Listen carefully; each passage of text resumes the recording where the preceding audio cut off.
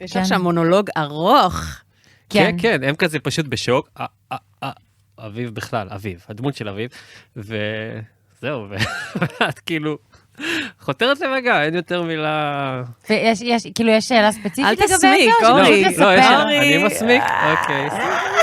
לא, האמת שיש לי שאלה ספציפית. זה בסדר, זה טבעי, זה נהדר. קצת אחרי הנה, קצת עניין פה ברלוונט.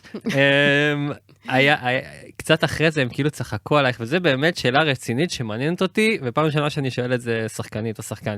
כי יש כל מיני סרטים וסדרות שצוחקים על משהו פיזי של השחקן, בין אם זה שמן, מכוער, זה, ועלייך הם צוחקים על הנקודת חן. נקודת חן שלי. כן. כן. מעניין אותי איך כאילו זה בא מהבמה, מהתסריטאי, זה בא ממך, איך כאילו מגיעים למצב הזה שאת גם מסכימה לזה, וזה סבבה מבחינתך. האמת, זו שאלה ממש מעניינת. יש לי תשובה קודם כל, כי זה נקודת חן כזאת יפה וכאילו מיתולוגית. מיתולוגית. תרבותית, כאילו, סינדי קרופורדיות וכאלה. בדיוק. שאני מניחה שזה כאילו, לא יודעת, לא, כזה איים, או עשה לך תחושה לא טובה. אבל מה התשובה שלך? אבל שתדעי שאחרי, כאילו שעברנו על התסריט, אני גם שאלתי את היוצרים אם זה בסדר. מה הם אמרו? אני לא זוכרת, אבל זה חרה לי, שכאילו... אז זה אומר שהם כתבו את זה עוד לפני שהם שאלו אותך. הם לא שאלו אותי מעולם. אני לא חושבת... לא, זה פשוט היה ככה? בלי לבדוק שנייה? ראיתי את זה פשוט בפרק. בלי לבדוק? מעניין אם זה נכתב לפני...